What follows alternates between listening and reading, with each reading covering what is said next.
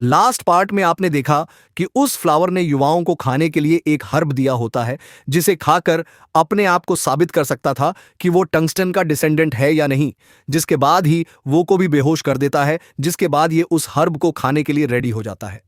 वहीं इस पार्ट की स्टार्टिंग भी वहीं से होती है जहां स्काई ड्रीम कहता है, तुम तो सच में एक नंबर के स्टूपिड हो। और स्काई ड्रीम की आवाज को सुन के अचानक से युवाओं काफी चौंक जाता है और ये कहता है, ड्रीम ब्रदर, क्या तुम भी मुझे रोकने की कोशिश कर रहे हो? तो स्काई ड्रीम मजे करते हुए कहता है, आखिर मैं तुम्हें क्यों रोकूंगा?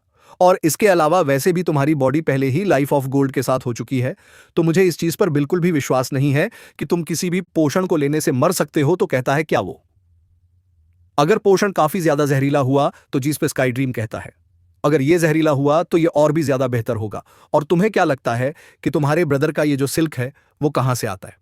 और चलो मैं तुम्हें एक राज की बात बताता हूं कि इसके पास सबसे ग्रेटेस्ट एबिलिटी होती है सभी तरीके के पॉइजन को न्यूट्रलाइज करने की। और अगर तुम इसे इस्तेमाल करते हो तो तुम किसी भी तरीके के पॉइजन को दूर रख सकते हो, और यहां तक कि सिर्फ इसके अकेले से भी। और इन चीजों को सुनकर युवाओं के काफी तगड़े वाले होश उड़ जाते हैं और ये काफी परेशान होते हुए की तरफ देखते हुए मन में कहता है, अरे भाई, तूने मुझे इस बारे में पहले क्यों नहीं बताया? और इसे कैसा लगेगा जब होश में आने के बाद इसे इस बारे में पता चलेगा? तो स्काई ड्रीम हंसते हुए कहता है, क्योंकि उस समय तुम्हारा ये ब्रदर सो रहा था। तो स्काई ड्रीम के आगे यूं हार मानते हुए कहता है, ठीक है, तुम जीत गए। और फिर ये आगे आके इस फ्लावर से कहता है, सीनियर प्लीज आप मुझे वो पोषण दे दीजिए, मैं अपनी इच्छा से आपकी इस टेस्ट को स्वीकार करना चाहता हूं। और इस चीज को सुनकर ये फ्लावर भी काफी खुश हो जाती है और ये कहती है, ऐसा दिखता है कि तुम काफी ज्यादा साहसी हो, और चलो मुझे सोचने दो कि तुम्हें किस तरीके का पोषण देना चाहिए। और इस चीज को सुन के युवाओं मन में कहता है, क्या ये खुद भूल गई है कि ये कौन सा पोषण मुझे देने वाली थी? और फिर इससे कहता है, क्या हुआ, क्या आपने इस चीज को पहले से डिसाइड नहीं कर रखा था? तो ये फ्लावर कहती है, मैंने काफी लंबे समय तक जिया है, तो मेरी याददाश्त का तो खराब होना नॉर्मल सी बात है, और चलो मुझे देखने दो। और इतना कह के ये अपने अंदर से एक लाइट को युवाओं के ऊपर डालने लगती है और मन में कहती है, चलो मुझे तुम्हारी बॉडी की कंडीशन देखने दो, जिससे कि मैं तुम्हें एक काफी सूटेबल पोर्शन दे सकूं।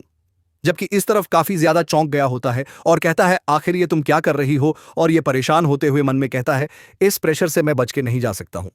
और फिर ये फ्लावर कहती है, जो मैं देखना चाहती थी वो मैंने देख लिया है और मैं तुम्हें ये दूंगी। तो युवाओं पूछता है, ये क्या है और इसे मैं कैसे खाऊंगा? जबकि इस तरफ ये फ्लावर काफी एविल तरीके से हंस रही होती है और कुछ समय बाद को भी होश आ जाता है और ये कुछ दूरी पर युवाओं को चुपचाप बैठे हुए देखती है। तो ये कहती है, इडियट, तुम ये क्या कर रहे हो? और ये तुरंत ही अपने गोल्डन ड्रैगन स्फेयर को बाहर निकाल लेती है और अपने स्फेयर की नोक पर इस फ्लावर को धमकाते हुए कहती है, आखिर तुमने इसे क्या दिया है? तो ये फ्लावर हंसते हुए कहती है, चिंता मत करो, मैंने इसे कोई खतरनाक चीज नहीं दी है, और अगर तुम चाहो तो मैं ये तुम्हें भी दे सकती हूं। जबकि इस तरफ इसकी एक बात पर भी ध्यान नहीं देती और ये गुस्से से कहती है, अगर इसे कुछ भी होता है तो यहां तक कि अगर मुझे अपनी जिंदगी का भी बलिदान देना पड़े, लेकिन तब भी मैं तुम्हारे टुकड़े टुकड़े करके रहूंगी। तो ये फ्लावर कहती है, जो तुम कह रही हो, क्या उस चीज को लेकर तुम सच में पक्की हो? और मुझे सच में नहीं पता कि तुम्हारा ये कॉन्फिडेंस कहां से आ रहा है। और इस फ्लावर की बात को सुनते ही अपनी टेरिफाइंग स्ट्रेंथ को रिलीज करने लगती है, जो कि वाकई में काफी ज्यादा खतरनाक होती है, और क्योंकि ने गोल्डन ड्रैगन गॉड के प्राइड को इस्तेमाल किया होता है, जिस वजह से ही इसके अंदर से इतनी ज्यादा पावर बाहर निकल रही थी। और वॉर्नक्वेयर की इतनी ज्यादा पावर को देख के ये फ्लावर भी काफी घबरा जाती है और ये कहती है, आखिर तुम्हारे पास ये पावर कैसे हो सकती है, और आखिर तुम्हें अचानक से ये पावर कहां से मिल गई? जबकि इस तरफ वार्नक्वेयर काफी ज्यादा गुस्से में होती है और ये इसे धमकाते हुए कहती है, चलो अब मुझे बताओ कि तुमने इसे क्या दिया है, और अगर इसे कुछ भी होता है या फिर ये मरता है तो ध्यान रखना कि मैं तब तक नहीं रुकूंगी जब तक कि तुम मारी नहीं जाती हो। अब इतना कहकर ये अपनी पावर को इस फ्लावर के ऊपर रिलीज करने लगती है। तो ये फ्लावर काफी घबरा जाती है और ये कहती है, शांत हो जाओ, मैंने इसे कुछ भी जहरीला नहीं दिया है। और जैसे ही सुनती है कि इसने कोई भी जहरीली चीज युवाओं को नहीं दी है तो ये शांत हो जाती है। जबकि इस तरफ ये भी राहत की सांस लेते हुए कहती है, हाँ, मैंने इस तरीके की बात इस तरीके से इसलिए कही थी क्योंकि इस रूल को उस बंदे के द्वारा सेट किया गया था, और तो और यहाँ पे ज्यादा हर्ब्स भी नहीं बची है। और इस तरीके से वो इस चीज को सुनिश्चित करना चाहता था कि जो लोग यहाँ पे आ रहे हैं वो सिर्फ दूसरों को बचाने के इरादे से ही आए। और तो और इस तरीके से ये भी देखा जाता है कि लोगों के अंदर इस टेस्ट को देने का साहस है या नहीं।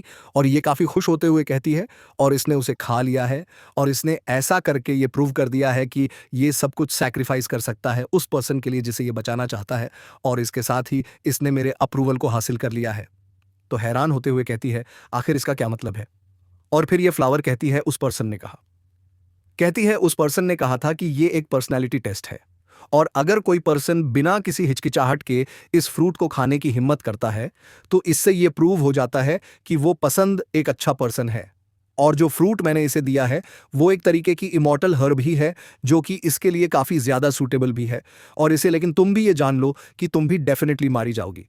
और अगर तुमने उसे इस्तेमाल किया, तो वांग क्वियर युहाओ की तरफ देखती हुई कहती हैं, मुझे इस चीज़ की ज़रा से भी परवाह नहीं है, और जब तक कि तुम उसे हर्ट नहीं करती हो, मैं तुम्हें हर्ट नहीं करूं, जिससे कि मैं इसे और भी ज़्यादा फैलने से रोक सकूंगा। लेकिन जैसे ही ये पोषण वहां तक पहुंचता है, तो युहाओ की जो डिफेंस लाइन होती है, वो इससे भिड़ के चकनाचूर हो जाती है। और इस चीज़ को देख के युहाओ काफ़ी हैरान होता है और कहता है, आखिर ये काम क्यों? मैं करीब करीब अपनी लिमिट्स तक पहुंच गया हूं, और अगर मैंने अपनी खून की नसों को बंद किया, तो इसका मतलब ये होगा कि मैं अपने दिल को धड़कने से रोक रहा हूं। और अगर मैं इस पोषण से भी नहीं मरता हूं, तो मैं निश्चित रूप से ऑक्सीजन इसके ब्रेन को लपेटे में ले रहा है। तो ये काफी हैरान होते हुए चिल्लाते हुए कहता है, नहीं, क्या इस पोषण को स्पेशली मेरे ब्रेन और स्पिरिचुअल आई को टारगेट करके उन्हें डैमेज करने के लिए डिजाइन किया गया है? और आखिर इस पॉइजन से बैठे रहने के बाद युहाओ आखिरकार अपनी आंखों को खोलता है, जहां पे हमें दो न्यूक्लियस दिखते हैं, मतलब कि इसकी ये जो आईज होती है, ये अपग्रेड हो चुकी है, जिनकी मदद से ये आसपास की चीजों के अंदर सोल पावर को फ्लो होते हुए देखा। और बाद में इसकी आंखें जो अभी तक थीं, वो डिटेल वर्जन में थीं, लेकिन अब इसकी आईज डिमोनिक वर्जन तक पहुंच गई है। जबकि स्पिरिचुअल सी के अंदर स्काई ड्रीम कहता है, ऐसा दिखता है कि उस छोटे से प्लांट ने जो तुम्हें पोषण दिया, क्या मतलब है? तो स्काई ड्रीम कहता है, जिस लेवल तक तुम पहुंच गए हो, उसे इटीरियन एम्बॉडिड स्पिरिचुअल लेवल के नाम से भी जाना जाता है। और करीब करीब 95 से 99 लेवल पर स्पिरिचुअल कल्टीवेटर्स रुक जाते हैं, और इसके आगे प्रोग्रेस होगा, जिसे स्पिरिचुअल मैनिफेस्टेशन के रिल्म के रूप में भी जाना जाता है। और अगर तुम इस रिल्म तक पहुंच जाते हो, तो इस दुनिया के अंदर कोई भी ऐसा नहीं होगा जो कि तुम्हारे मुकाबले का होगा। और इस चीज को सुन के युहाओ काफी खुश हो जाता है।